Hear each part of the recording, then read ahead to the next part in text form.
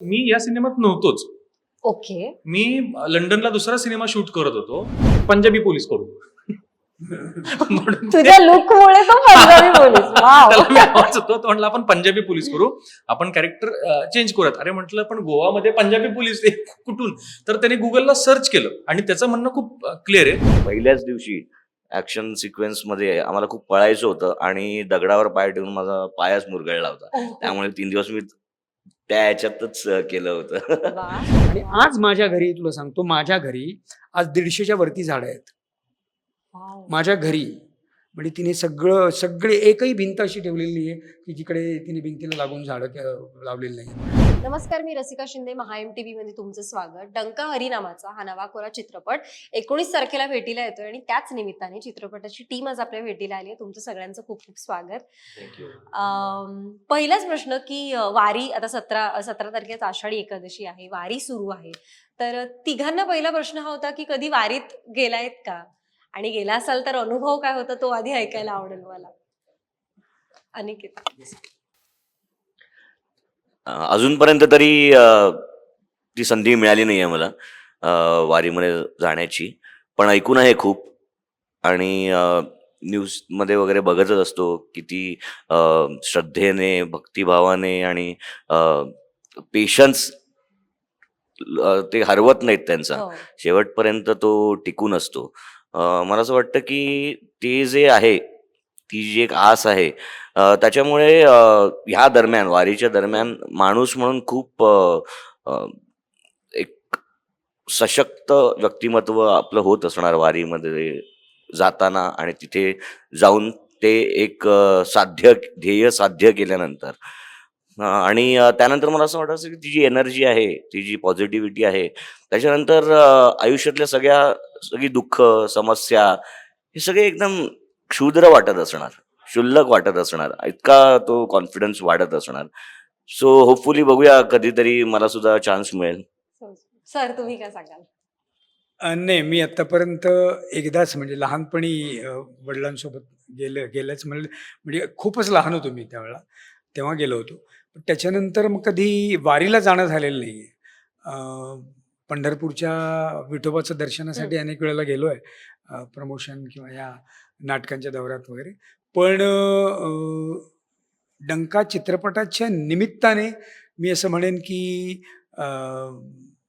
तो संपूर्ण चित्रपट चित्रित होण्याचा जो काळ होता, त्या काळामध्ये मी जे कॅरेक्टर करतोय, जी व्यक्तिरेखा हो. करतोय माऊली म्हणून, संत परंपरेचं आणि वारकरी संप्रदायाचंच प्रतिनिधित्व हो. करतोय मी त्या व्यक्तिरेखेमार्फत. तर त्यामुळे माझी या चित्रपटाच्या निमित्ताने एक वारी झाली असं मी म्हणेन. कारण तो सगळा श्रद्धाभाव आणि ती सगळी भक्ती, तो सगळा जिव्हाळा आणि दीनदुबळ्यांचा, गोरगरिबांचा असाच तो पांडुरंग आहे. हो. तर ती सगळी प्रचिती मला या चित्रपटाच्या दरम्यान आली आणि एक वारी घडली आहे मला या निमित्ताने. सो आनंद आहे आणि थँक्स म्हणेन मी रविजींना आणि लेखक दिग्दर्शक श्रेयस जाधवला त्या निमित्ताने. तू काय सांगशील? मुळात मी पुण्याचा असल्यामुळे लहानपणापासून वारीला जातोय. ओके. वारीला म्हणजे कसं संपूर्ण वारी नाही करत. हा. हडपसर पासून सासवड पर्यंत किंवा लोणी काळभोर, उरुळी कांचन ते एरियापर्यंत मी जातोच. ते तेवढ्या तो तेवढ्या काय? टप्प्यात म्हणजे ज्यावेळेस पुण्यातून बाहेर पडत असते त्या टप्प्यात मी जातो. ओके. ह्या वर्षी देखील मी आणि श्रेयस आपल्या डंकाच्याच निमित्ताने जाऊन आलो वारीत. वाव. आम्ही सासवडला गेलो, एक दिवस फिरलो आणि सगळ्यात त्याने अनुभव घेतला. आणि दुसरी एक गोष्ट अशी की मला काय म्हणतात, हडपसरचाच असल्यामुळे जे आपण वाटप करतो, फराळाचा असू दे हा. किंवा कोणी छत्री देतं, कोणी शॉल देतं, त्या सगळ्या वाटपामध्ये पण आम्ही असतो. वाव. त्यामुळे वेगवेगळे अनुभव आहेत लहानपणापासून. काही लक्षात राहण्यासारखा किस्सा आहे का की जो झालाय आणि तू कुठे शेअर नाही केलायस, किंवा नाही, एक हा म्हणाला तसं किती पॉझिटिव्हिटी असते खूप की जास्त जी. असते. सो असं काही काय म्हणतो त्याला आपण, काय म्हणू शकतो की तुला काही असं वेगळं जाणवलंय तिथे काही, किंवा असं नकळतपणे की ते झालं आणि त्याच्यानंतर ते असं रिकलेक्ट होतं की अरे हे काहीतरी वेगळं होतं, असं काही झालंय अनुभव? सांगतो काय होतं. एक ज्यावेळेस आपण वारीमध्ये चालत असतो, दिंडी सोबत चालत असतो, पालखी सोबत चालत असतो, त्यावेळेस आपल्याला किती अंतर कटलंय हे कळत नाही. ओ. पण पुन्हा ज्यावेळेस उलट येतो ना आपण, हा. त्यावेळेस एवढं चाललो होतो आपण, हे कळतच नाही. दंग होणं जे म्हणतो दंग ना, होणं. राईट. पूर्णतः टाळ तल्लीन मृदुंग होणं. ते सगळे वातावरण असतं. Correct. त्यामुळे येताना काय होतं ना, आपण खूप चाललोय आणि एरवी आपण नॉर्मल जरी तेवढं चालायचं म्हटलं ना, शक्य नाहीये. त्या शक्यच नाही. गजरात रोज सध्या हरिनामाच्या गजऱ्यामध्येच तो ऊर्जेचा स्रोत तुमच्या हो, संपूर्ण शरीरातनं आणि मनातनं वाहत असतो. रोज तुम्हाला ते कळत नाही. 25 ते 30 किलोमीटर पालखी चालते. हो. ओ. आणि सगळ्यात कठीण असतं ते ज्ञानेश्वरांची पालखी जाते ना सासवडमधून. हा. म्हणजे हडपसर टू सासवड दिवे घाट लागतो. हो. त्या घाटातून ज्यावेळेस ती पालखी जाते म्हणून 2 दिवस तिथे मुक्काम असतो सासवडमध्ये. शक्य नाहीये ते, कारण का गाडी सुद्धा चढताना लोड घेते. हो. पण तेवढं ते चालणं अजिबात शक्य नसतं. त्यामुळे वेगवेगळे अनुभव आहेत लोकांचे. आणि मला माहित नाही तर बऱ्याच जणांना माहिती असेल किंवा नसेल. आता समजा आविसर जाऊन आले पालखीला, हा. म्हणजे पूर्ण वारी ते करून आले, हा. पंढरपूरला जाऊन आले. तर ते घरी आले ना, लोक आजूबाजूचे भेटायला येतात ह्यांचं दर्शन घ्यायला. तो अंश तिथनं घेऊन एक्झॅक्टली त्यांचं दर्शन घेतात लोक. वाव. आणि मला अशी काही लोक माहिती आहेत, ओळखीतले, मी नाव नाही घेत त्यांचं, जे खूप मोठ्या फॅमिलीज मधून आहेत, पॉलिटिकल फॅमिलीज मधून आहेत. ते वारीला जातात, हम्म. पण ते तिथे जाऊन त्यांना ते शक्य आहे हम्म. की एक पॉलिटिकल पॉवर असल्यामुळे की लगेचच आतमध्ये जाता येईल दर्शन घ्यायला. हम्म. पण नाही, ते सामान्य वारकऱ्यासारखंच अख्ख्या रांगेत उभं राहूनच दर्शन घेतात. वाव. अशी सुद्धा तरच ती लोक आहेत. फलश्रुती तुम्हाला Correct. ते समाधान जे आहे करेक्ट, ते ते मिळतं. समाधान नाही बरोबर. मिळत. आणि आपण म्हणतो ना की पांडुरंग दीनदुबळ्यांचा वगैरे असा आहे, तितका सगळ्यात जास्त शेतकऱ्यांचा तो देव. शेतकरी खूप मानतो पांडुरंगाला, हम्म. खूप जास्त. तर वेगवेगळे अनुभव आहेत. बरं, coming back to movie, Aniket खूप काळानंतर आय वुड से की ऍक्शन करताना दिसतोय. हम्म. तर या चित्रपटामध्ये तुझी काय भूमिका आहे आणि ती भूमिका जगताना एक अनिकेत म्हणून तू कसा घडलास? काय नवीन पैलू स्वतःचे बिंग अभिनेता म्हणून तुला काय उलगडले? जो पहिल्या प्रश्नाचं उत्तर देतो. हो, अनेक वर्षांनी आणि अनेक फिल्म्स नंतर मी ॲक्शन करतो आहे. आणि खूप चांगला ॲक्शन सिक्वेन्स करायला मिळाला आहे. म्हणजे तो एंटायर जो सिक्वेन्स आहे, हम्म. तो खूप म्हणजे बऱ्यापैकी मोठा आहे. बरंच काही घडत मग त्या ॲक्शन पॉइंटला आम्ही येतो तिकडे, तो सिक्वेन्स येतो. आणि ॲक्शन करायला मला नेहमीच मजा येते. मला सगळ्यात जास्त जे आहे कॉमेडी म्हणाल, ड्रामा म्हणाल किंवा डान्स वगैरे जे काय आहे, तर मला ॲक्शन करायला जास्त आवडतं. आवडतं. हां, कारण ते खूप चॅलेंजिंग आहे. फिजिकली सुद्धा आणि मेंटली सुद्धा खूप चॅलेंजिंग आहे ते. वेगवेगळ्या गोष्टी आहेत. म्हणजे फॉर एक्झाम्पल मागे पडायचं असेल किंवा हम्म. काय, तर प्रत्येकाची एक टेक्निक आहे. फाईट कशी रिसीव्ह करायची, फाईट कशी मारायची, त्याची प्रत्येकाची एक टेक्निक आहे. म्हणजे काही अपघात घडू न देता कसं ते व्यवस्थित सेफली Realistic करायचं, करायचं. हां, कसं रिअलिस्टिक वाटलं पाहिजे ते. त्यामुळे खूप मजा येते मला ते करायला. आणि ह्या चित्रपटाच्या निमित्ताने खरंच खूप चांगला आणि मोठा ॲक्शन सिक्वेन्स करायला मिळाला. म्हणजे आम्ही 3 दिवस या ॲक्शन सिक्वेन्सचं शूटिंग करत होतो.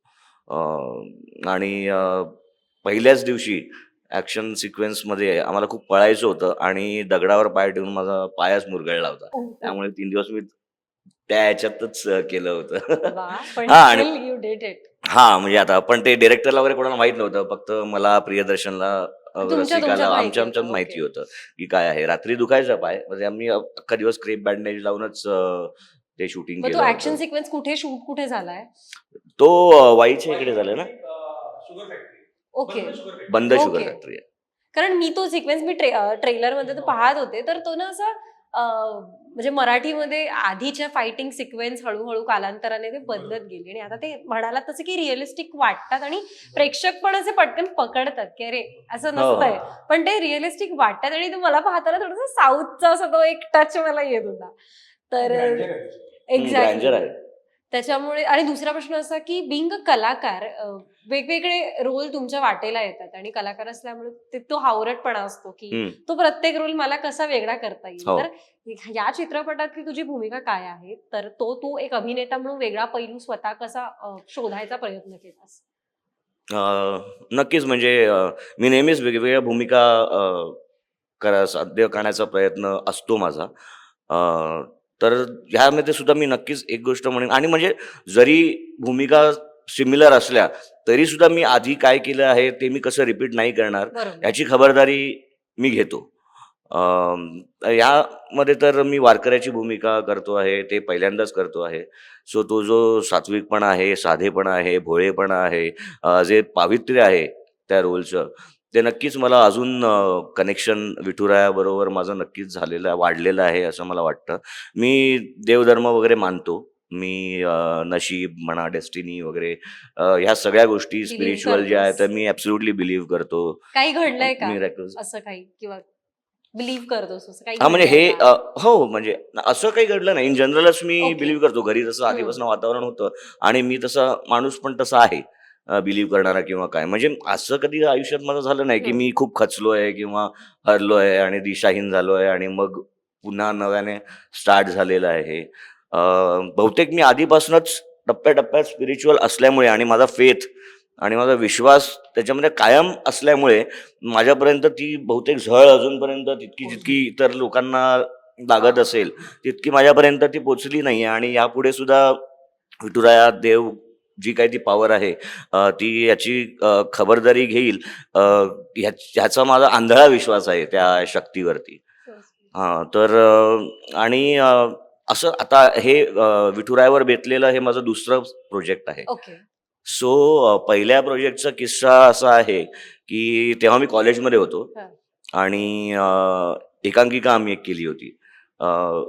कठीण कठीण कठीण किती. हम्म. तर ती एकांकिका म्हणजे आधी त्याच्या आधी बऱ्याच एकांकिका केल्या होत्या. पहिली आली नव्हती पण आमच्या बॅचची कुठली एकांकिका पहिली आली नव्हती. आली. ओके. आणि सो माझं असं मी रोज घरी ट्रेननी जात असताना असा एकटाच उभा राहून विचार करायचो की नाही ह्या वर्षी आपल्याला पहिलं करायचंच आहे, पहिलं करायचंच आहे, यायलाच पाहिजे आपण काहीही करून. आणि तेच मी तुला सांगतो फेथ आणि हम्म, लॉ ऑफ हम्म. अट्रॅक्शन कसं असतं की सतत मी ते ट्रेनमध्ये जाताना असंच माझ्या डोक्यात थॉट यायचं आणि माझ्या डोक्यात असंच जर कुठला तरी थॉट आला ना तर तो बहुतांश वेळा तो खरा होतो. म्हणजे तो होणार असतो म्हणून तो येतो. थॉट सारखा नेहमी माझ्याकडे येत असेल. हम्म. बहुतालामध्ये येतो तो. हां तर असं होतं. आणि त्या वर्षी विठुरायाच्या कृपेने आमची एकांकिका सगळीकडे पहिली आली होती सगळ्या वाव. कॉम्पिटिशन्समध्ये. आणि INT सारखी सर्वात पहिली कॉम्पिटिशन ती असते आणि खूप मोठी हो. कॉम्पिटिशन आहे इंडियन नॅशनल थिएटरची. त्याच्यामध्ये आम्हाला किती 7 का 8 पारितोषिकं मिळाली होती. वाव. हो. आणि एवढं मोठं माझ्या आयुष्यातलं पहिलं पारितोषिक मला त्या एकांकिकेमुळे मिळालं होतं. सर्वोत्कृष्ट विनोदी अभिनेता मिळालं होतं मला. सो असा एक ती अनुभूती आहे, ते कनेक्शन आहे. आणि इतक्या वर्षांनंतर आता 24 वर्षांनंतर पुन्हा एकदा आहे. सो एक आवर्तन कंप्लीट होईल या निमित्ताने सुद्धा असं युगांचं ते 4 हा बरं जवळच आलोय आपण. त्यामुळे ते आवर्तन पूर्ण होईल आणि history will repeat it self असा विश्वास आहे माझा विठुरायावरती. आणि अजून एक गोव्याला आम्ही शूटिंग करत होतो चर्चच्या इकडे. ओके. म्हणजे हा तो चर्चचाच हे पाहिलं मी. तुम्ही हा. पायऱ्यांवर वगैरे बसले होते. हा म्हणजे विठुमाऊली आमच्या बरोबर सतत आहे हे दाखवून देण्याचं एक असं मला वाटतं ते. कारण मी निगेटिव्ह विचार नाही करत, मी पॉझिटिव्ह विचार करतो. सुपर नॅचरल वगैरे नाही विचार करत. तर माझा शॉट चालू होता. मी बसलोय खुर्चीवर जिन्यावरती आणि एकदम हरलेलो आहे, उद्विग्न अवस्थेत आहे.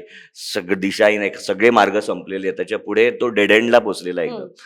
आणि तो धावा करत असतो की काय कुठे चुकलं माझं, कुठे तू आम्हाला सोडून गेलायस, आमचं काय चुकलं असं की तू एवढा नाराज झालायस आमच्यावरती, तू भेटतच नाही आहेस आम्हाला. सो असा सीन चालू होता. एकटा सोलो सीन होता माझा. चर्च होतं, बॅकड्रॉप लो अँगल लावला होता, बॅकग्राऊंडमध्ये अख्खी मोठी उंच चर्च दिसते आहे आणि सगळे युनिट बाहेर होतं. चर्चमधला सीन नंतर होणार होता पण आतापर्यंत कोणी नव्हतं. तर चालू सीनमध्ये तो शॉर्ट फिल्ममध्ये पण ठेवला आहे. चालू शॉटमध्ये दुसऱ्या माळ्यावरती एका खिडकीमध्ये असा एक पांढरा प्रकाश आला होता आणि असं एक 4-5 सेकंदानंतर असा परत तो गेला होता पांढरा प्रकाश. हा. सो हे कधी कधी निगेटिव्ह विचार केला तर क्रिपी वाटेल. पण मी हा आधी गोव्यामधल्या टॉप 10 हॉन्टेड प्लेसेस मधली ती जागा आहे. ओके. ती चर्च आणि त्याचा आजूबाजूचा परिसर. आपण व्हाईट लाईट हा जो म्हणतो, हा. व्हाईट लाईट हा खूप तुम्हाला आतून ब्राईट करणारा असा तो लाईट असतो. White. व्हाईट लाईट हा खूप ब्राईट करणारा असा, आतून तुम्हाला खूप एक काय म्हणूया दिशा दर्शवणारा आणि असा म्हणतो. तो कदाचित तो येऊन गेला असेल त्या ह्याच्यात.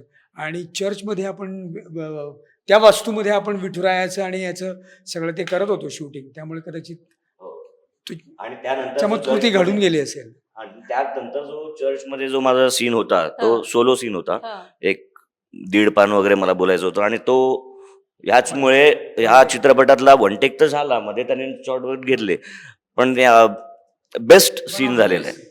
बनवता पण माझ्या ह्याच्यामध्ये तो बेस्ट सीन आहे माझ्या Wow. सीन्स मधला तो. So nice. बरं अविनाश सर, आता तुमच्याकडे यायचंय मला की वारकरी संप्रदायाचं प्रतिनिधित्व करणारा तुमचा हा रोल आहे, तर पहिल्यांदा तो अशी भूमिका करताय का तुम्ही? नाही, मी याच्या आधी अनेक व्हिडिओज आणि त्यावेळेला आमच्या वेळेला अनेक शॉर्ट फिल्म्स, टेलिफिल्म्स वगैरे व्हायच्या. हा.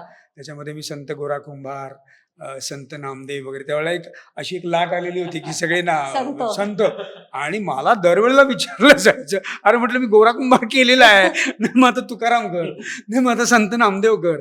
तर मला असं म्हणायचं की कदाचित maybe I don't know, म्हणजे हे मी माझं भाग्य समजतो की माझा चेहरा आणि या सगळ्या संत मिशा वेगवेगळ्या लावून मी हे 2-3 जे आपण ज्यांचे विचार फॉलो करतोय इतकी वर्षानुवर्ष, पिढ्यानपिढ्या, त्या संतांचे रोल्स करण्याची संधी मिळाली होती.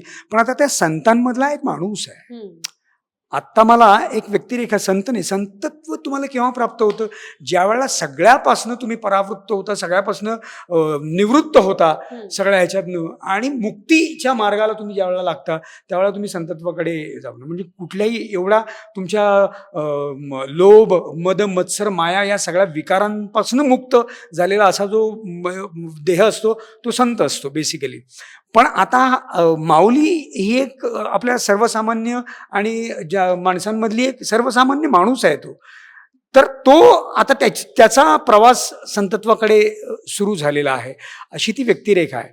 त्यामुळे तू काय म्हणालीस, प्रश्न काय विचारला होतास की अशी व्यक्तिरेखा केली की, तर असं मी माणसाचं म्हणजे कुठल्याही ह्याचं कॅरेक्टर केलेलं नव्हतं. तुम्ही संत पण पण त्यांचे विचार फॉलो करणारा, त्यांचे विचार आचरणात आणणारा, संतांचे विचार, अशी व्यक्तिरेखा माऊलीच्या निमित्ताने मला करायला मिळाली. आणि भाग्य मी असं म्हणेन की हरिनामाचा गजर ही जी मंडळी आपण सगळी जी करतो, म्हणजे विठोबाचा गजर जो आपण करतो, तर आता जसं यांनी पण सांगितलं, हा म्हणत होता की पाय 3 दिवस माझा पहिल्या दिवशीच मुरगळला होता. 3 दिवस 80-80 किलोचं वजन खांद्यावर घेऊन याने अख्खे सीन्स काही केलेले आहेत. जसं हा म्हणत होता आत्ता की आम्ही बघतो आपण 25-25, 30-30 किलोमीटर त्या घाटातनं माणसं चढत जातात, पण त्यांना अजिबात कुठल्याही प्रकारचा त्रास, होत नाही. शक्तिहीन झाल्यासारखं अजिबात वाटत नाही. तर ती हरिनामाची ती शक्ती आहे, ती ताकद आहे की त्याच्यामध्ये तुम्ही इतके तल्लीन होऊन जाता, इतके मग्न होऊन जाता की तुम्ही देहभान सगळं विसरून तुम्ही तुमचं कार्य करत असता. तर मला असं वाटतं की आमच्या एका लेखक मित्राने खूप छान लिहिलेलं आहे, प्रार्थना आपण जी म्हणतो. आता ही एक प्रकारची प्रार्थनाच आहे. आपण ज्यावेळेला हरिनामाचा उच्चारण कायम करत असतो, आपण एक प्रार्थनाच करत असतो. तो म्हणतो की प्रार्थनेचा आणि देवाचा, कुठल्याही देवाचा आणि धर्माचा अजिबात संबंध नाही. नवीन काळे नावाचा माझा मित्र आहे, लेखक मित्र, त्यांनी खूप छान लिहिलंय प्रार्थनेच्या संदर्भात, आणि ते मला खूप पटतंय. आणि या चित्रपटाच्या संदर्भात मला ते खूप लागू होतंय की प्रार्थनेचा आणि कुठल्याही देवाचा किंवा धर्माचा अजिबात संबंध नाही. प्रार्थना म्हणजे तुम्ही स्वतःशी केलेला संवाद असतो. प्रार्थना म्हणजे दरवेळी काहीतरी मागणंच असतं असं काही नाही. तर ज्या वेळेला माझं सगळं काही संपलंय असं वाटत असताना माणूस एका कुठल्या तरी धाग्याला पकडून पुन्हा उभा राहतो, तो चिवट धागा म्हणजे प्रार्थना असते. तर मला असं म्हणायचं की हरिनाम जे आहे, ती हरिनामाची ताकद ती आहे, आणि ती या मुलांमध्ये त्यावेळेला संचारलेली आहे. म्हणजे मी हे कॅरेक्टर करताना एकच मला असं वाटलं की एक बाप आहे, हा बाप ज्यांना हा मुलगा आहे, माऊली ह्या वडिलांचं, की जो पापभिरू आहे, अजिबात कुठलाही वाईट विचार न करणारा, दुसऱ्यांना मदत करणारा, काय मदतीसाठी धावून जाणारा, आणि ते त्याचे सगळे विचार संस्कारांच्या रूपातनं त्याने आपल्या मुलामध्ये पेरलेले आहेत आणि त्यांनी ते टिपकागदासारखे टिपून घेतलेले आहेत. म्हणजे आपल्या मुलं संस्कार वेगळ्याने करायला लागत नाहीत. जसे आई वडील वागतात, जसे आई वडिलांचं जगणं असतं ते टिपकागदासारखं टिपून घेतात. हो. त्याला मी संस्कार म्हणतो. संस्कार हे मारून धोपटो नाही, असं वागायचं नाही, तसं करायचं नाही, असं बरोबर. सांगून कधी होत नाहीत. तर ते मुरलेले असतात आणि ते जीवन तो जगत असतो. असं करत असताना हा विठ्ठलाच्या शोधासाठी जो गावातनं हरवलेला आहे आणि सगळं हे झालेलं आहे, तर त्याच्या शोधासाठी ज्या वेळेला तो आमचा एक सीन आहे, हा ज्या वेळेला तिथे जातो आणि हा तिथे गेल्यानंतर बघतो तर ह्याला खूप चुकीच्या गोष्टी करायला लागते तिथे विठ्ठलाचा शोध घेण्यासाठी. त्यावेळेला हा खूप नाउमेद होतो आणि खूप अस्वस्थ होतो आणि मला इथे कळतं की माझा मुलगा कुठेतरी अस्वस्थ आहे, काहीतरी घडतंय त्याचं. ही जी टेलिपॅथी असते ना, ती टेलिपॅथी ह्या माध्यमातूनच येते. त्यावेळेला हा फोन करतो मला, बाबा म्हणतो की एखादी गोष्ट मिळवण्यासाठी जर काही चुकीचं करायला लागत असेल तर ते पाप आहे का हो, असं मला विचारतो. तर मी त्याला म्हणतो की नाही बेटा, तुझ्या अवतीभोवतीचा भवताल जर त्या पद्धतीचा असेल आणि जर तुला चांगलं काहीतरी घडण्यासाठी म्हणून चुकीचं करायला प्रवृत्त काही एखादी गोष्ट करत असेल तर तो विचार आणि ती शक्ती सुद्धा तोच तुला देतोय. त्यामुळे अजिबात त्याची चिंता करू नकोस. तर मला असं म्हणायचं आहे की ह्या चित्रपटाच्या माध्यमातून ह्या नवीन पिढीकडे म्हणजे काय म्हणतो आपण, बदल ॲक्सेप्ट करून, बदलाला स्वीकारून तुम्ही यांच्या परिभाषेत, आत्ताची पिढी आहे त्या पिढीच्या परिभाषेत तुम्हाला त्या गोष्टी सगळ्या सांगायला लागतात. तर हा चित्रपट म्हणजे ते आहे की हरिनामाचं पुन्हा स्मरण करून देणं, त्याच्या ताकदीचं, त्याच्या शक्तीचं पुन्हा या युवा पिढीला पुन्हा एकदा त्याचं स्मरण करून दिलं की तुम्ही तुमच्या एक अशी काहीतरी एक अगाध शक्ती आहे की तिच्याशी तुम्ही एकचित्त झालात, एकरूप झालात तर तुम्हाला कुठलीही गोष्ट असाध्य नाही. आणि कितीही चुकीचं काही वाईट असं काही कितीही घडत असलं तुमच्या अवतीभोवती तरी त्याचा देखील तुम्ही मर्दन तुम्ही करू शकता तुमच्या आतल्या आंतरिक शक्तीच्या बळावरती. नाहीतर साधा मुलगा असतो, त्याच्यात एवढी ताकद, एवढी पॉवर कुठून येईल? तर ती जी त्यावेळेला जी पॉवर येते तुमच्यामध्ये, अनामिक शक्ती तुमच्या जी जागृत होते, ती त्याचा महिमा हा असंच काहीतरी आहे हे सांगणार हा चित्रपट आणि ते कॅरेक्टर मी सध्या करतोय याच्यामध्ये. बरं निखिल, तुला मी ट्रेलर मध्ये पाहिलं, वेगळाच असा एकदम तोडफोड. वेगळा म्हणजे मी ओळखत नाही इतकं वेगळं. बरं, ओळखूनच द्यायचं होतं. पहिल्यांदा जेव्हा स्वतःला त्या पगडी आणि त्या लुकमध्ये जेव्हा पाहिलं, पहिली तुझी रिॲक्शन काय होती?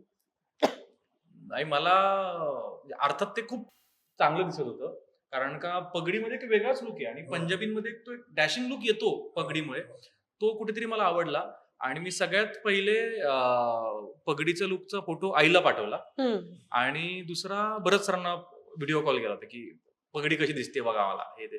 आणि मला तो स्वतःलाच लुक आवडला आणि श्रेयसचं म्हणजे आमचं दिग्दर्शक आहे त्याचं कन्व्हिक्शन होतं ते की ते असणार. बरं, मी या सिनेमात नव्हतोच. ओके. मी लंडनला दुसरा सिनेमा शूट करत होतो आणि श्रेयसने मला फोन केला की मला तू हवायस या सिनेमामध्ये. अरे म्हटलं आपण कसं करणार? तर नाही नाही म्हटलं, एक कॅरेक्टर आहे पोलीस, तर IPS आहे ते, तर तू ते कर. म्हटलं अरे शक्यच नाही होणार, कारण का मी दाढी येत आणि केस खूप मोठे होते आणि म्हटलं त्या फिल्मचं माझं काही शूट भारतामध्ये, त्यामुळे ते आपल्याला नाही करता येणार. आणि याचं शूट तुमचं सुरू झालं होतं सासवडला, खूप पाऊस वगैरे पडला. हा, करेक्ट करेक्ट. आणि ते झाल्यानंतर मग ते एकतर मी गोवा स्केड्यूल मध्ये होतो, ते नंतर होतं. ओके. तो म्हटलं नाही नाही नाही तू करशील, आपण एक काम करू, पंजाबी पोलीस करू. म्हणून तुझ्या लुकमुळे तो पंजाबी पोलीस. वाव. त्याला मी आवाज होतो, तो म्हटलं आपण पंजाबी पोलीस करू, आपण कॅरेक्टर चेंज करूयात. अरे म्हटलं पण गोवामध्ये पंजाबी पोलीस कुठून? तर त्याने गुगलला सर्च केलं आणि त्याचं म्हणणं खूप क्लिअर आहे की IPS ऑफिसर हा भारतात कुठेही जाऊ शकतो. बरोबर. आता पुण्यातही जे आपले गिल साहेब आहेत DYSP, तर ते पण आहेतच ना पुण्यात, असं काही नाहीये, कुठेही जाऊ शकतात ते.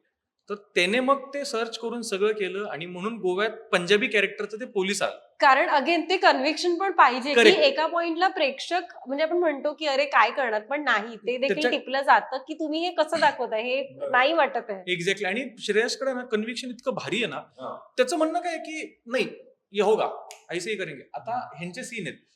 गाण्यात आपल्याला दिसतं की मागे फिरतात आणि मंदिराच्या कळसाच्या वरती त्यांना ते आकृती दिसते. हो हो, बरोबर. ती चंद्र, तिथून चंद्र Correct, दिसतो, राईट. करेक्ट. किंवा ह्याला त्या फोन कॉल नंतर आकाशात ते तारा तुटताना आपल्याला हे दिसतो, गंध हा नाम दिसतो. हा.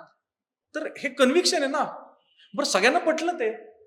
कुठेच तिथे हे नाही झालं, एक ऍक्सेप्ट पण झालं. नाहीतर आपल्याकडे ऑडियन्स इतका हे की पटकन त्याच्यावर रिॲक्शन्स द्यायला सुरू करतात. हो. कन्व्हिक्शन पर्यंत पोहोचण्याची Emotional process connection. एक्झॅक्टली त्याने त्या कन्व्हिक्शनने त्या गोष्टी केलेल्या आहेत आणि अशा असंख्य गोष्टी तिने या सिनेमात कन्व्हिक्शनच्या आधारावरच केलेल्या आहेत हो. की मी करणार, मी कन्व्हिक्शननी हे करून दाखवतो. आणि म्हणजे कन्व्हिक्शनचं बोलायचं झालं तर एक डिरेक्टर म्हणून तो नाम जो आहे ढगाचा आकार घेतो आणि दिसतो, तो फक्त आम्हा दोघांनाच दिसतो. ओके. म्हणजे प्रियदर्शनला कधी दिसला नाहीये किंवा असं वेगळ्याच कुठल्या तरी कॅरेक्टरला दिसलाय कारण असं तुम्ही नाहीये. त्याचं प्रतिनिधित्व करताय, त्यामुळे हो. ते सिम्बॉलिकली आणि ते काय की ह्या दोघांनाच फक्त, हा, विच इज ते ऑडियन्स का हो, ऑब्जेक्शन हो, घेऊ हो, शकत हो, नाही हो, किंवा हो. तसंच का नाहीये, तो इमोशनल कनेक्ट आहे ना. मलाही विचारायचं की जेव्हा अशा म्हणजे वारकरी संप्रदाय असेल किंवा जेव्हा धर्माच्या रिलेटेड जेव्हा कोणत्याही चित्रपटाची कथा येते किंवा तो एक बेस येतो, तेव्हा खूप कलाकार म्हणून तुमच्यावर पण जबाबदारी असते की आपलं काहीतरी एक थोडं चुकलं किंवा काही झालं तर त्याचे परिणाम फार विचित्र होऊ शकतात. तर हा चित्रपट थ्रू आउट करताना जेव्हा स्टोरी ऐकली तर तेव्हा एक बट ऑब्वियस ते दडपण आलं असेल की ओके, विठ्ठलाची चोरी होती, म्हणजे मूर्तीची, देवाची चोरी होती, आपण त्याला शोधतोय, पण या सगळ्यामध्ये कुणाच्या भावना दुखावल्या जाऊ नये आपल्या माध्यमातून. तर याच्यासाठी काय विचार केलेला किंवा याबद्दल तुम्हाला काय वाटतं? याबद्दल एक तुला छान उत्तर देतो. एकतर पांडुरंग हा सगळ्यांचा आहे. हो. ह्या सिनेमामध्ये म्हणजे मराठी माणसं तर आहेत, म्हणजे हिंदू आहेत, पंजाबी माणूस आहे, मी जे कॅरेक्टर प्ले केले, झाशा कॅरेक्टर प्ले केले, ती रसिका मुस्लिम कॅरेक्टर आहे, ओके. ख्रिश्चन कॅरेक्टर आहे. म्हणजे ह्या सिनेमात तसं आपण तू धर्माविषयी बोलली तर हा. सगळ्या धर्मातले लोक आहेत. ओके. हे सुद्धा त्याचं कन्व्हिक्शन आहे. Okay, right. त्यामुळे असं कधी हे नसतं आणि अगदीच हा धार्मिक सिनेमा नाहीये. सगळ्यात महत्वाचं, हा कमर्शियल मासी सिनेमा आहे, कम्प्लीट मासी फिल्म आहे. ह्याला विठ्ठल फक्त बॅकड्रॉपला आहे. त्याचं मखर तयार केलेलं आहे. एक्झॅक्टली. ती मूर्ती चोरीला गेली आणि ती मूर्ती आणण्यासाठीची धडपड यांची. राईट. म्हणजे तेवढाच फक्त तो कनेक्ट आहे ना. वारीला गेलोय आपण किंवा पंढरपूर दाखवले असं काहीही नाहीये. त्यामुळे तसा धार्मिक सिनेमा नाहीये, पण त्याला एक पांडुरंगाची झालर आहे. सर तुम्ही, हा तू काय सांगशील? हा ना. आणि मला असं म्हणायचं की पांडुरंग जो ना, मला असं नेहमी वाटतं की विठ्ठला काळा आहे, बरोबर ना.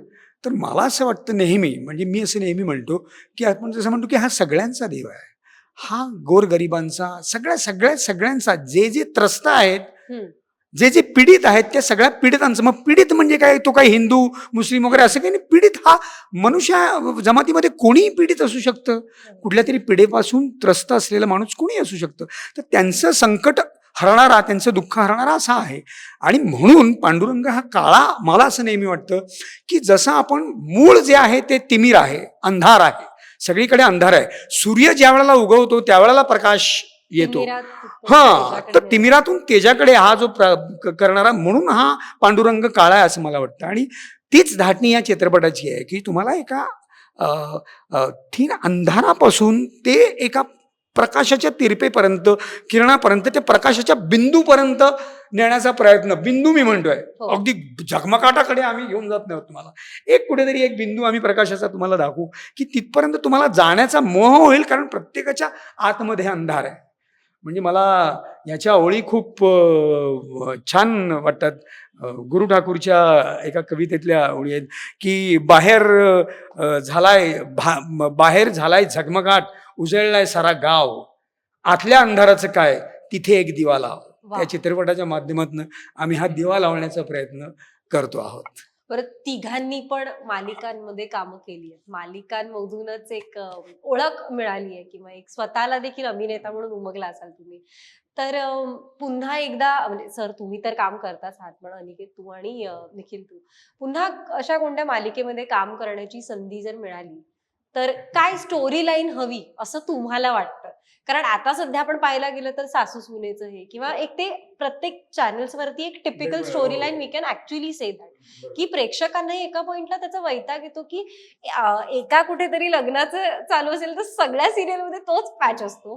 पण त्याहून असं वेगळं काहीतरी करायला तुम्हाला चॉईस दिली की तुम्हाला सांगायचंय की माझ्या मालिकेची ही स्टोरी असेल, तर असा काही विचार आहे का डोक्यात की ओके माझ्या मालिकेची ही स्टोरी आहे, मी हिरो आहे, आता दिग्दर्शक कोण असेल ते बघा, सो असं एक काय आहे? आणि म्हणजे डेली सोप आहे, हम्म. त्याचा ऑडियन्स बहुतांशी बायका आहेत. त्यामुळे नक्कीच त्याच्यामध्ये ड्रामा तर खूप असायलाच हवा आणि पुढे काय घडणार आहे याची उत्सुकता कायम राहिली पाहिजे. म्हणजे हम्म. रेंगाळली नाही पाहिजे ती मालिका. Exactly. त्याची स्टोरी काय असेल वगैरे ते नंतर, हम्म. पण ती मालिका रेंगाळली नाही पाहिजे. आणि वेळीच जर वाटत असेल की थांबावं तर जरूर थांबावं. उगाचच ते चालूच आहे, पाणी टाकणं चालूच आहे हे करू नये. मग तुम्ही दुसरी नवीन एक काहीतरी द्या प्रेक्षकांना, सतत काहीतरी वेगळं देत राहा प्रेक्षकांना. पण मला टेलिव्हिजनवरती मी पर्सनली फॅन असताना मला एक असं कुठलं तरी डिटेक्टिव्ह कॅरेक्टर स्वतःचं असं डेव्हलप करायला Wow. नक्की आवडेल की ज्याच्या नावावरती मी असोसिएटेड आहे त्या कॅरेक्टरला. आणि असं ते डिटेक्टिव्ह कॅरेक्टर असेल किंवा त्याच्यावर आधारित स्टोरी असेल तर उत्सुकताही असते की पुढे काय होणार. हा असं राहील. निखिल, तू काय सांगशील? मला असं वाटतं की कुठलीही मालिका चालते, जसं दादाने सांगितलं की त्याचं एक ऑडियन्स आपल्याला माहिती आहे कुठलं हो. आहे काय. पण ज्यावेळेस काही मालिका अशा येतात की त्या वेगळ्या लेवलला हिट होऊन जातात, हम्म. म्हणजे किरणची देव माणूस असू दे हो. किंवा आमची लागिरे झाली लागिरे असू दे, झाल्याची. हो हो हो, ही absolutely. मालिका पुरुषांमध्ये, महिलांमध्ये, लहान मुलांमध्ये सगळ्यांमध्ये ती चाललेली मालिका आहे. तरुणांमध्ये पण. तरुणांमध्ये. तर अशी मालिका असेल तर मला नक्की आवडेल काम करायला. आणि मला वाटतं की तसे सब्जेक्ट्स आहेत आपल्याकडे, पण आपण एक्सप्लोर नाही करत. म्हणजे थोडक्यात सांगायचं झालं तर पॉलिटिकल शो जर कुठला केला हम्म. तर तो आपल्याकडे खूप चांगला जाईल. मध्ये आम्ही कारभारी लयभारी केला होता, हो. पण पुन्हा तो आमच्या घरातच घुसला. म्हणजे आमच्या पोह्यात मीठ कमी पडलंच. हम्म. तो सुरू झाला पॉलिटिकली, पण त्याच्यात नंतर तेच घडलं. तर ते नाही झालं ना, तर मला वाटतं की आपल्याकडे खूप चांगला स्कोप आहे. आणि टीआरपी आपण म्हणतो ते त्याच वेळेस येतात ना की ते सगळ्यांना ते कॅरेक्टर्स आवडतात बरोबर. किंवा सगळ्यांना ती मालिका आवडते. फक्त महिलांसाठी नाही, तर ती सगळ्यांसाठी. ज्यावेळेस असे शो येतात ते अजरामर होतात, ते चालतात. असंख्य आणि जे झालेले झालेले आहेत, आहेत. बेधुंद मनाची अविनाश लहर असू सरांच्या दे, किती आहेत, वादळ किती वाट आहेत, असेल, किती आभाळ आहेत. माया असू देत. की तसे झालेले आहेत. तर तसे जर Exactly. झाले तर करायला आवडेल. आणि असं पण नाही म्हणते मी की मला आत्ता शो करायचा नाही, अशी सिरियल घेऊन या तरच मी करेन, असं मला बिलकुल म्हणायचं नाहीये. आत्ता ते मला शक्य नाहीये करणं, म्हणून मी शो करत नाहीये. कारण का नाटकही चालू आहे, सिनेमा चालू आहे, तर त्यातनं ते नाही होत शक्य. कारण का मालिका म्हटलं की 1.5-2 वर्ष हो, तर द्यावी पकडूनच लागतात. चालायचं. आणि पुण्यामध्ये 26-28 दिवस काम करणं, आत्ता ते कुठेतरी नाही शक्य होते. आणि मी जर आत्ताच तेवढं टाइम देऊन केलं तर मला स्वतःला जे ग्रो व्हायचंय ऍज अन ऍक्टर असू देत किंवा इतर दृष्टीने करिअर वाईज, बरोबर. ते मला करता येणार नाही. सो पण पॉलिटिकल शो असेल किंवा एखादा उत्तम हॉरर शो आपल्याकडे पूर्वी सिरियल होती, मानो या नावाचा शो होता इरफान खानचा. तो खूप ऍक्च्युली कमी एपिसोड्स मध्ये बंद केला, तेव्हा केस वगैरे टाकण्यात आली म्हणून. तसे शो असतील ना तर ते लोकांना क्युरिओसिटी असते की काय काय वेगवेगळं आहे, तसे झाले पाहिजे. अविनाश सर, एवढ्या वर्षांचा दांडगा अनुभव, तुम्ही काय सांगाल या? ह्यांची बघा तुम्ही काय हो. आणि मला असं वाटतं ना, मला उलट डेली सोप हे खूप चॅलेंजिंग माध्यम वाटतं. Okay. मुळात का? कारण ना रोजच्या रोज तुम्हाला प्रेक्षकांची पकड तशीच सशक्त ठेवणं ही खूप कठीण गोष्ट आहे. तसं म्हणजे एकतर मुळात ना मी असं म्हणतो की आपल्या जगण्यातल्या प्रत्येक क्षणात एक ड्रामा आहे, शोधला तर. कारण आपण दर दिवशी उठल्यानंतरचा आपला प्रत्येक दिवस हा आधीच्या दिवसापेक्षा वेगळाच असतो. हम्म. क्षणाक्षणाने असेल, एवढ्या अगदी सेकंदाचा असेल, हो. पण तो बदल हा असतोच. आणि उठून आपण रुटीन तेच करतो, म्हणून तर त्याला डेली सोप म्हणतात ॲक्च्युली. पण मी दर दिवशी उठल्यानंतर गुड मॉर्निंग सगळ्यांनाच करतो. गुड मॉर्निंग मी ह्याला केलं तर माझा गुड मॉर्निंग ह्याला मॅच होईल सांगता येत नाही. ह्याच्या आयुष्यात काहीतरी आदल्या दिवशी काहीतरी वेगळं घडलेलं असेल. हम्म. सो ह्याचं प्रत्युत शेवटी ना डेली शोभा कुठलाही आपला जो संवाद आहे तो साध प्रतिसादाचा हो. खेळ आहे सगळा. सो मी ज्यावेळेला याला गुड मॉर्निंग करतो आणि ह्याने गुड मॉर्निंग असं जर केलं तर माझा ड्रामा तिकडे सुरू होतो की काय झालं याच्या यार रोज हाय गुड मॉर्निंग करतो, आज काहीतरी झालं. मग मी याच्या जीवनात घुसतो आणि याला म्हणतो का रे काय झालंय, मग हा त्याचं काहीतरी सांगतो. Daily show is that interconnecting इमोशन्सचा जो खेळ आहे ना तो खेळ म्हणजे डेली शोप आहे. कळलं. आपण प्रेक्षक एकाच हे करताना आणि टीव्ही हे माध्यम आहे ना हे सगळ्या गोष्टी करता करता बघण्याचं माध्यम झालेलं आहे. ते हो, हो, कॉन्सन्ट्रेट हो, करून जर हो. तुम्ही बघितलं राईट. तर तुमच्या डोळ्यात टचकन पाणी आणण्याची क्षमता त्या नटांमध्ये आणि त्या सीन्समध्ये असते. बरोबर म्हणून इतके दिवस ते चालतात. बरोबर. जी माणसं त्या पद्धतीने बघतात ती माणसं खिळून राहतात. जी माणसं त्या पद्धतीने बघत नाहीत ती माणसं त्यावेळेस काय चाललंय असं करतात आणि ती बाजूला होतात. पण मला असं म्हणायचंय, तू म्हणतेस वेगवेगळे विषय यायला पाहिजेत, पण आता सध्या काय झालेलं आहे आपल्याकडे साहित्य, मराठी साहित्य आणि इतकं विपुल आहे, इतकं अमाप आहे. म्हणजे आम्ही केलेली महाश्वेता तुम्ही जर त्यावेळेला जर पाहिली असेल, सुमती क्षेत्रमाड्यांच्या महाश्वेतावरतीच ती होती. किती कॅरेक्टर्स होती, किती व्यक्तिरेखा होत्या त्याच्यामध्ये आणि किती सशक्त अजूनही लोकांच्या लक्षात न आमची ती राधा आणि मी माधव जी जोडी आम्ही केली होती तर झाली त्याला 1 वर्ष होऊन गेली तरी सुद्धा अजून ताजंतवानं आहे. लोक अजून आम्ही 7वी 8वीला होतो त्यावेळेला असं सांगणारी कित्येक जण आम्हाला भेटतात. तरुण पिढीतील जी मंडळी आहेत ती की ते गाणं सुरू झालं की आम्ही धावत पळत जायचो. तर मला असं म्हणायचं की आता सध्या काय झालंय चॅनल वॉरमुळे हम्म. ह्याला पाडायचं त्याला पाडायचं की एकाने कुणीतरी ती गोष्ट केली की नाही की दुसरा चॅनल त्या पद्धतीची ओढतं की अरे मग आपण ह्याच्यापेक्षा हाच प्लॉट घेऊन हाच कसा चांगला करून दाखवता येईल. आणि सध्या तर काय साऊथ बेस सिरियल सगळ्या सुरू आहेत. Exactly. आपल्याकडचं काय म्हणतो ना कल्चर आपल्या आणि आपल्याकडे महाराष्ट्र खूप आहे एक्झॅक्टली दाखवण्यासारखं. एक्झॅक्टली मग त्याची सरमिसळ करून काहीतरी केलं जातं आणि मग त्याचा काहीतरी विचका होतो, असं काहीतरी होतं. पण ते संपेल. आपण ना आशादायी असलं पाहिजे. मला असं नेहमी वाटतं की मी दर दिवशी जाताना डेली सोप अजूनही करतो. तर मी दर दिवशी जाताना मी स्वतःला हेच बजावतो की मी आज गेल्यानंतर माझं जे काम आहे ते असं चोख करीन की आजच्या दिवसातला एक तरी सीन मला 2-3 मेसेज तरी आले पाहिजे, सर काय सीन होता. हे ज्यावेळेला तुम्ही ठरवता आणि ज्यावेळेला करताना पूर्ण कन्व्हिक्शन जसं हा म्हणाला तसं की आपलं काम त्या भक्तिभावाने त्या कन्व्हिक्शनने तुम्ही केलं की लोकांना ते खरं वाटायला लागतं की अरे यार हे असं होऊ शकतं, हे असं असतं.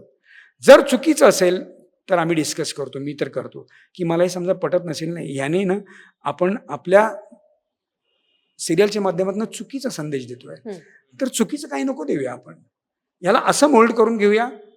त्याच्यामुळे लोकांचे हे बघ मला काय म्हणायचं, चांगले विचार वाईट विचार 2 पद्धतीचे असतात. तर आपण चांगल्या विचारांनी लोकांना प्रवृत्त करूया. घडतंय आजूबाजूला वाईट सगळं पण आपण चांगलं दाखवूया ना. वाईट घडतंय म्हणून वाईटच कशाला दाखवायचं, गरज नाही त्याची. त्याचं प्राबल्य नको माजूया आपण. वाईट वाईट वाईट वाईट आणि कुठेतरी एवढंसं चांगलं. आपण असं करूया चांगलं चांगलं चांगलं चांगलं खूप आणि मग काहीतरी वाईट घडलं तर लोकांना उलट अरे चटका लागेल त्याचा. की अरे मी ज्यावेळेस सिरियल मध्ये मेलो ऍक्सेप्ट झालं एक्झॅक्टली विश्वास बसत नव्हता मी जिवंत आहे. हा ड्रायव्हरच्या एरियात राहणारा एक मुलगा होता, तो 2 दिवस जेवलो नव्हतो, विके मेलाय म्हणून. मला त्या ड्रायव्हरने म्हटलं सर प्लीज या आमची इथे एकदा कॉलनीत. मी गेलो त्या मुलाला भेटलो, मी ह्याला सोशल मीडियाला पण आहे तो व्हिडिओ. मग त्याला ऍक्सेप्ट झालं की हा जिवंत आहे. तो ढसाढसा रडत होता. त्यामुळे ही पॉवर खरं टेलिव्हिजन मध्येच आहे, सिनेमातही ती पॉवर नाहीये. बरोबर, ती टेलिव्हिजन मध्येच पॉवर आहे आणि टेलिव्हिजन खूप काही बदलवू शकतो. म्हणजे आपल्याकडे इतकी ताकद आहे की एका माणसाचा एक मोठी व्यक्ती होऊ शकते टेलिव्हिजन मध्ये. ही ताकद आहे आपल्याकडे. आणि मला तेच म्हणायचंय ना की कसं आहे की ज्या गोष्टी सातत्याने होतात ना त्या गोष्टी लोकांच्या जास्त लक्षात राहतात. आणि त्या जसं तुम्ही टेलिव्हिजन पासून जरा लांब जा, 1-2 वर्ष करू नका टेलिव्हिजन.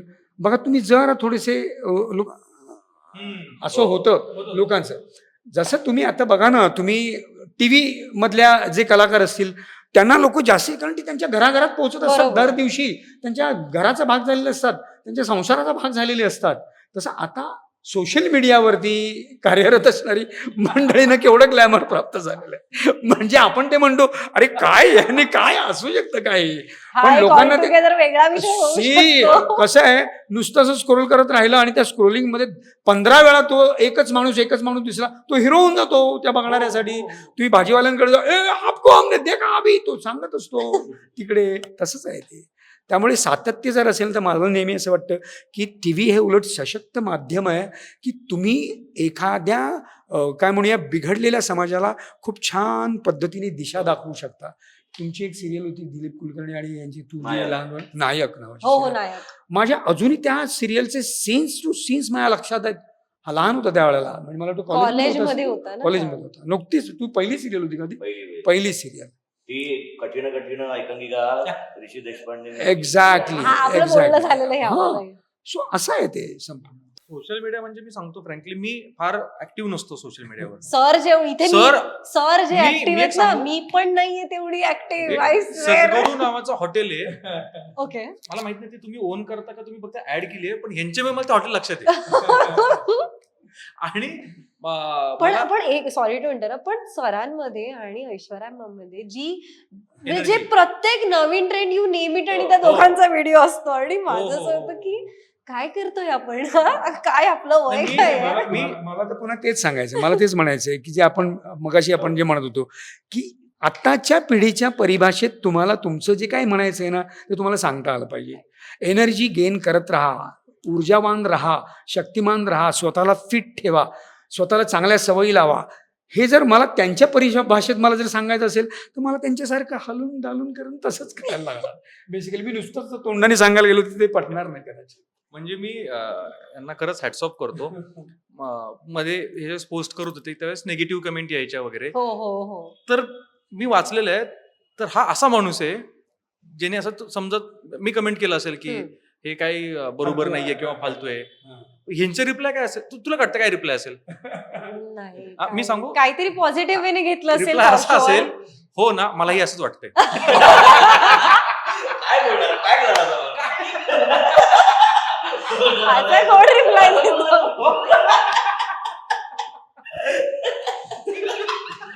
त्याचं असं झालं की हे काय त्याचं पण नाही झालं, मी काय बोलू, रिप्लाय करू की नको करू आता? बर माझं काय म्हणणं आहे, ह्यांना ती गोष्ट आवडते ते करतायत. हो हो. आज मी रील्स करत नाही कारण का मला ते जमत नाही किंवा ते ट्रेंड पकडता येत नाही. ट्रेंड सुटून जातो तो. मला तो जमत नाही, मी Right. नाही करत. हा मी फिल्मच्या वेळेस आपल्याला टीजर टाकायचे असतात, मी तेवढ्या हा. पोस्टिंग करतो. जनरल कुठे बाहेर फिरायला गेलो त्या फोटोज टाकतो किंवा काय. मी खूप सोशल मीडिया पासून जरासा लांब आलेलो आहे. मी आधी चांगला ऍक्टिव्ह होतो, पण जसं हे सगळं वाढत गेलं ना मग मी थोडासा, आणि मला असं आलं की मला दाखवण्यासाठी फक्त किंवा तो रिच मिळवायचा आहे, मला ते नंबर ऑफ फॉलोअर्स हवेत म्हणून मला काही करायचं नाही, आणि मी म्हणून त्याच्यानं लांब आलो. आणि एक गोष्ट मी नोटीस केली आहे, आपल्याकडं मोठे मोठे स्टार्स आहेत ज्यांचे फॉलोईंग कमी आहे, हो. पण थिएटरमध्ये नाट्यगृहात फुटफॉल जास्त आहे. तर ही गोष्ट लक्षात घेतली पाहिजे, आणि म्हणून मी त्याच्या आहारी गेलो नाही. सोशल मीडिया उत्तम आहे, मला जमत नाही म्हणून ते निगेटिव्ह आहे किंवा काय असं काही नाहीये. Right. प्रत्येकाचे चॉईस असतो, प्रत्येकाचा चॉईस आहे. कारण जसं वेळ बदलतोय तसं सगळ्या गोष्टी Exactly. बदलणार, विच इज Exactly. ऍक्सेप्टेबल. मी मध्ये माझ्याच काही गोष्टीमध्ये इतकं अडकलो होतो की मी त्याच्यापासून लांब आलो, आणि मग मला असं की ठीक आहे एवढं काही नाही. मला ज्या जे फोटो ज्यावेळेस गरजेचे असतात वाटतात मी ते टाकतो. नाटकांच्या जाहिराती मी पोस्टच करत असतो. मी सिनेमांचं काही असेल ते टाकत असतो. कुठले मला स्वतःला पोस्ट आवडले, फोटो आवडले, कोणाचा बर्थडे असतो किंवा काय असतो ते मी पोस्ट करतच असतो. That's it. म्हणा. आणि सोशल मीडियाचा तुम्ही कशा पद्धतीने उपयोग करून घेते, जसं मी म्हणतोय की स्वतःचेच फोटो टाकणं वगैरे अमुक वगैरे हे सगळ्या ह्या गोष्टी पण सुद्धा ना मी तुला सांगतो इट्स अ सेल्फ ग्रूमिंग आहे. ते सेल्फ ग्रूमिंग म्हणण्यापेक्षा सेल्फ मोटिवेटिंग आहे. तुम्हाला स्वतःला ना कायम एक काय म्हणूया आपण आतून ना एक ऊर्जावान, कायम खूप आतून एक खुश ठेवण्याची गरज असते मुळात प्रत्येक क्षणी. कारण ना आता इतकं तुकड्यात आपण जगतो आहोत. म्हणजे आत्ता जर मी इथे असा असेल तर मी बाहेर इथून पाऊल ठेवल्यानंतर माझा स्विच ऑफ झालेला असेल, काहीतरी एक गोष्ट छोटीशी कुठली तरी आठवून, तर असं सगळं तुकड्यात झालंय. त्याला ना अशी सलगता नाही आहे कुठल्याही गोष्टीची. तर त्याच्यामुळे हे ज्यांचे फोटोग्राफ्स जे तुम्हाला असं वाटतं ना की हे काय स्वतःचं सारखं करत बसतात, तर मला असं म्हणायचं आहे की ते सारखं सारखं नाही, हे तो जो मीडिया आहे, ते माध्यम आहे, ते सारखं सारखं करतं. दिवसाला एक पोस्ट टाकली तर ती पोस्ट तुम्हाला सारखी सारखी दिसत राहते जर तुम्ही त्या पद्धतीचे पोस्ट. तर तो काय तो म्हणतात त्याला लॉगॅरिदम की काहीतरी ते येते, ते अल्गोरिदम. तर ते तसं काहीतरी आहे ते. पण हे करण्याची गरज आहे. म्हणजे जसं मी म्हणतो डान्स मला करायला आवडतं. मी नेहमी असं म्हणतो की आम्ही आता 50शी नंतर याच्यानंतर सुद्धा हे करण्याचा प्रयत्न का करतोय, तर मला असं वाटतं की ह्याच्यासारखी नाच आपण केव्हा करतो, ज्यावेळेला आपला प्रचंड आनंद होतो, हो. आतून जाम खुश होतो, त्यावेळेला काहीतरी एक शरीराला झडकारून काहीतरी करण्यासारखं वाटतं, आपल्याला करावं असं वाटतं, आणि ते आपण करतो, आणि ते आपण नॉर्मल याच्यामध्ये पण करतो. हो. पण ते स्पेसिफिकली डेलिबरेटली ज्यावेळेला करायला लागतो ना आपण, त्याचं कारण हे असतं की मी असं म्हणतो त्याला की स्वतःला तुम्ही शारीरिक क्षमता तुमची तपासण्याची एक अतिशय उत्तम चाचणी आहे ती. मानसिकरित्या तुम्हाला किती तुमचा आनंद प्रलंबित करू शकता, हम्म. त्याची एक खूप साधण्याचं एक तंत्र आहे. आणि आम्ही तुला सांगतो, आमच्या सगळ्या डान्स जे हे असतात, पोस्ट असतात, त्याची आम्ही ती शूटिंगवरनं येते त्यावेळेला तिने मला मेसेज केलेला असतो की हे मस्त आहे, सॉलिड आहे असं म्हणून मी बघतो सॉलिड आहे, याच करूया. मग रात्री आल्यानंतर 11:30 वाजल्यानंतर आम्ही काय फ्रेश वगैरे होतो, त्याच्यानंतर ती तितक्याच छान पद्धतीने तयार छान होईल. नटते वगैरे, छान साडी बिडी, आणि आम्ही पुढचा 1-1:30 वाजेपर्यंत आमचा हा कारभार चाललेला असतो. पण 1-1:30 नंतर आम्ही ते सगळं केल्यानंतर आता उद्या त्याचे काय रिझल्ट असतील आम्हाला माहित नाही, पण आम्ही त्याचा आनंद घेतलेला आहे, मनसोक्त आनंद घेतलाय. तुला सांगतो, ते केल्यानंतर आम्हाला जी एक छान मस्त झोप लागते. एकतर तुमचं शरीर असं, ती काही 1-2 रिहर्सल्स मध्ये होत नाही, कारण आम्ही काय रेग्युलर डान्सर नाही आहोत. आमचा घामटा निघालेला असतो त्याच्यामध्ये, पण तो घामटा निघणं महत्वाचं आहे. पण तो निघतो, त्या निमित्ताने फ्रेश होतो. माइंड ऍक्टिव्ह राहतं असं. हा, म्हणजे हेच पूर्वी मला वाटतं मॅम असं म्हणत असतील की आज हा स्वयंपाक करूयात, ही भाजी करायची का, आता ते त्यांचे मेसेज आज हा रील करूया आता. हा रील छान वाटतोय. नाही, पण मी तुम्हाला सांगतो, म्हणजे मी आता ऐश्वर्या पुराण करतो असं नाही, पण तिला ना नेहमी या नवीन नवीन गोष्टी करायला खूप आवडतात बेसिकली, आणि काळाबरोबर, आणि कदाचित मे बी जरा 1-2 पावलं पुढे जाऊन सांग ना, कमाव ना. आता तू मला सांग, तितिक्षा अमुक तमुक या तिच्या सिरियलमध्ये ज्या बाकीच्या मुली आहेत, तर त्यांच्याबरोबर त्यांचं तंत्र शिकून घेऊन ही पुन्हा त्यांच्या बरोबरीने सगळं करते. ती तुला सांगतो, प्रत्येक सिरियलच्या वेळेला ऐश्वर्याचा एक खूप चांगला गुण आहे, जो मी तो देखील घेतो नेहमी, की दरवेळेला एक काहीतरी विद्या ती शिकते. मग ती रेकी असेल, मग ते ॲनिमल कम्युनिकेशन असेल, अमुक असेल, अशा अनेक गोष्टी ती शिकते. तिने एक काहीतरी सोशल मीडियावरचं हे बघितलं होतं की झाडं लावून बघा, तुम्ही तुमच्या घरी लावून बघा. ती ज्या वेळेला काशीबाईचं शूटिंग करायला ND स्टुडिओला होती, त्यावेळेला ND स्टुडिओला तिने ते बघितल्यानंतर तिने तिकडे राहायची ती, कारण सलग 10 दिवस शूटिंग असेल, ते येणार जाणं कुठे, 10 दिवस राहायची तिकडे. त्या रूममध्ये तिने छोटी झाडं आणून तिकडे सुरू केली होती. मग ती नुसतीच झाडं नाही, तर जी दुखरी झाडं असतात की जी आता कोमेजून जातील, ती आता वाया जातील, तर त्यांना त्यांची मशागत करून त्यांना पुन्हा ती टवटवीत ज्यावेळेला करते, तो आनंद तिला खूप छान मिळतो. आणि मग अशी दुखरी झालेली झाडं आहेत, त्यांना पुन्हा एकदा बर्थ देणं हा तिचा छंद जडला. आणि आज माझ्या घरी, तुला सांगतो, माझ्या घरी आज 150च्या वरती झाडं आहेत माझ्या घरी. म्हणजे तिने सगळे एकही भिंत अशी ठेवलेली आहे की जिकडे तिने भिंतीला लागून झाडं लावलेली नाही. सो दरवेळेला ती हे नवीन नवीन काहीतरी करत असते. रेकी सुद्धा ती शिकली आहे, ॲनिमल कम्युनिकेशन. आज तुम्ही तिला कधीही फोन करा की आमचं मांजर अमुक घरातनं गायब झालंय, याव झालंय, ती तुम्हाला इत्यंभूत ती कुठे असेल, काय असेल हे कम्युनिकेट करून तुम्हाला त्यांचे पत्ते सांगते, कुठे असेल, काय असेल ते सांगते, ते तुमच्याबरोबर का असं वागतंय ते सांगते. ही ॲनिमल्स जी आहेत ती तुम्हाला तुमच्या घरातला निखिल जो आहे, तो निखिल खूप सध्या हिरमुसल्यासारखा जो आहे, कदाचित त्याचं काहीतरी बिनसलंय, तुम्ही त्याला विचारा. ह्या गोष्टी सुद्धा ते प्राणी तुमच्या त्या फॅमिलीमध्ये बोलत असतात. ही कम्युनिकेशन्स ती कम्युनिकेट करते त्यांच्याशी आणि तुम्हाला सांगते. सो ह्याच येस खूप इंटरेस्टिंग. पण हे सगळं करते ती, हे सगळं करते, आणि हे दरवेळेला तिला ते आवडतं. दर शोच्या वेळेला हे असं काहीतरी नवीन शिकायला, आणि त्याचा खूप चांगल्या पद्धतीने उपयोग करायला तिला खूप आवडतं. रेकीमध्ये तुम्हाला कधीही तिला फोन करा, की म्हणजे प्रचंड पोटात दुखतंय, प्रचंड दुखतंय. Okay, okay. ती तुम्हाला हील करेल. तुमचं दुखणं पुढच्या 10व्या मिनिटाला थांबलेलं असेल. तुम्ही अगदी मला ना खूप डाऊन वाटतंय. ती तुम्हाला रेकी देऊन तुम्हाला असं काही करेल, की तुम्हाला खूप ऊर्जावान वाटतं, एनर्जेटिक वाटतं. वाव. सो या गोष्टी असतात. आता ह्या सोशल कनेक्शनमधल्याच गोष्टी आहेत. या सोशली करण्यासारख्याच गोष्टी आहेत. सो हे करणं खूप गरजेचं आहे. सो मीडियामधनं करताना मी आता म्हणून तिने काही लेख लिहिलेले आहेत. मग आमचं बोलणं झालं, की ते लेखसुद्धा तू वाच. आपण नुसतंच हे काही करतो अशातला भाग नाही आहे. म्हणजे मला पटतंय, बघा तुम्हाला पटतंय का? हे मी ज्यावेळेला म्हणतो, त्यावेळेला मी अनेक गोष्टी वाचलेल्या असतात, अनेक गोष्टी पाहिलेल्या असतात, जे मला खूप पटलेलं असतं छान आणि मी आचरणात आणल्यानंतर मला खूप आनंद झालेला असता आणि माझ्या आयुष्यात काहीतरी बदल घडलेला असतो सकारात्मक. तो बदल तुमच्याही आयुष्यात घडावा म्हणून मी तुमच्याशी शेअर करतोय. मला पटलंय, बघा तुम्हाला पटतंय का? माझ्या आता 22,000 जणांनी बघितलं, त्यातल्या 4-5 जणांनी ते घेतलं आणि त्यांनी केलं, तर त्यांचा लगेच मला मेसेज येतो, की आम्ही फॉलो करायला लागलोय आणि खरंच खूप छान आहे sir. So this is the success of that media. So त्या माध्यमाचं काय सबलीकरण आहे ना, सशक्तता काय आहे ती ओळखा आणि त्याला फॉलो करा, असं आमचं म्हणणं आहे नेहमी. नक्कीच. खूप छान वाटलं खरं तर गप्पा मारून मला तुमच्याशी आणि नक्कीच मला 19 जुलैला मला स्वतःला पाहायचं आहे, की काय वेगळं दाखवतात या चित्रपटातून. तर तुम्हाला खूप शुभेच्छा या चित्रपटासाठी आणि जाता जाता प्रेक्षकांना तुम्हाला काय सांगायचं? तुम्हीच सुरू जय हरी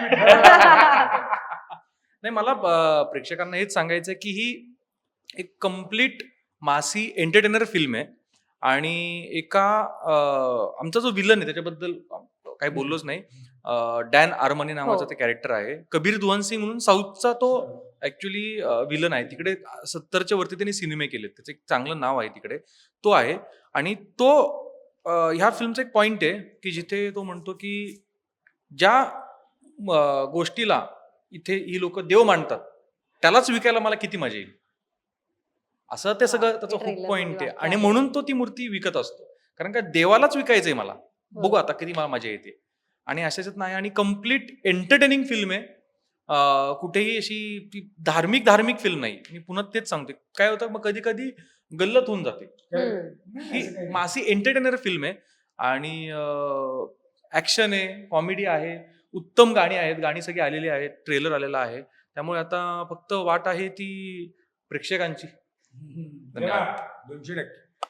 मला असं म्हणायचं आहे की जसं आपण म्हणतोय की यांनी सांगितलं की कम्प्लीट मसाला फिल्म आहे. म्हणजे जसं म्हणूया ना आपण की पंचपक्वान्नांनी भरलेलं ताट आहे आणि तुम्ही जेव्हा हाणून असं इतकं बेमार आम्ही सगळं दिलेलं आहे तुम्हाला. पण ते पचवायला तुम्हाला त्याच्या जोडीला ॲपिटायझर म्हणून आपण ताक वगैरे पितो ना, तसं भक्तिरसाचा एक ग्लास तुमच्या बरोबरीने वाव. दिलेला आहे. तो पण तुम्ही प्या. बघा तुम्हाला असं मस्त छान ढेकर द्याल आणि तुम्ही याल आणि त्याचा तुम्हाला फायदाच होईल. नक्की फायदा होईल. तेव्हा हा चित्रपट 19 जुलैला सगळ्या चित्रपटगृहांमध्ये आषाढी एकादशीच्या मुहूर्तावर प्रदर्शित होतोय. सगळ्यांनी चित्रपटगृहामध्ये हा चित्रपट जाऊन पहा आणि मनमुराद या पंचपक्वान्नाच्या थाळीचा आस्वाद घ्या. पचवायला तुम्हाला भक्तिरस आहेच. तू काय सांगशील? मी आधी तुला प्रश्न विचारतो, तुला वडापाव वगैरे खायला आवडतं? हो, प्रचंड. वडापाव आणि चहा is my favourite favorite. Vada pav तुझं जागा कुठची आहे तुझी वडापाव कुठे? खायची? पण असं Spec- कुठलं एक स्पेसिफिक ठिकाण आहे की जिकडे जाऊन तू एक कुठली तरी पर्टिक्युलर डिश तिथेच जाऊन खातेस, तिथेच तुला खायला खूप आवडतं, असं काही आहे? खायला असं नाही, पण चहा प्यायला मला खूप आवडतो. सो इथेच एक परळला एक आहे टपरी. हा, तिकडे जाऊन मी चहा पिते. चहा पितेस, हो. तुला त्याची टेस्ट खूप आवडते. खूप. तो चहा प्यायल्यावर तुला खूप रिलॅक्स वाटतं, तुला खूप मजा येते. हा, तुझा मूड जर वाईट असेल तर तो खूप Definitely. चेंज होतो, चांगला होतो. होतो. Definitely. त्याची टेस्ट तुला खूप आवडते. हा. आता तू कधीतरी गेलीस आणि असं काहीतरी भलताच तुला चहा करून दिला हो. तर तू सॅड होशील ना, तू डिसअपॉइंट होशील तू, बरोबर. हो. त्यामुळे माझं म्हणण्याचा हेतू हाच आहे की प्रत्येक वेळी काहीतरी वेगळं करायची काहीच गरज नाहीये. तुम्हाला ती डिश बघून तिला खाऊन मजा येते ना, तेवढं फक्त तुम्ही बघा. त्यामुळे तसा एक चित्रपट आम्ही बनवण्याचा प्रयत्न केलेला आहे, जो खूप भक्तिभावाने आणि प्रेमाने आम्ही बनवला आहे. आणि 19 जुलै 2024 रोजी सर्व महाराष्ट्राच्या प्रेक्षकांच्या चरणी आम्ही तो अर्पण करतो आहे आणि त्यांचा आशीर्वाद आम्हाला मिळेल याची खात्री आहे. जय हरी विठ्ठल. जय हरी विठ्ठल. मला एक बोलायचं होतं. एक विशेष कौतुक करायचं होतं त्या माणसाचं, रवी पड जे आमचे निर्माते आहेत त्यांचं. कारण का मराठी इंडस्ट्रीमध्ये आपल्याकडे म्हणतो की निर्माते आपल्याकडे फार मिळत नाहीत हो पटकन हो किंवा हो कमी आहेत हो चांगले निर्माते. एक असा निर्माता की जो सोलो हम्म. वन हँडेडली पैसे टाकतो, एक मोठी अमाऊंट टाकतो आणि जो कुठेही काहीच कमी पडू देत नाही. कुठल्याच गोष्टी जास्तच करतो. बर तोच निर्माता स्वतः फिल्म रिलीज करतो. सगळ्या गोष्टींमध्ये फिरतो. एक पॅशन आहे त्याचं. हम्म. त्या पॅशननी आणि जर ती मला पहिली फिल्म, ही पहिली पहिली फिल्म फिल्म आहे आहे त्यांची, त्यांची. पहिली फिल्म आहे त्यांची. त्यामुळे मला असं त्यांचा जन्म स्वतःचा आषाढी एकादशी. एक्झॅक्टली. वा, त्यांच्याशी गप्पा मारणारच आहे मी.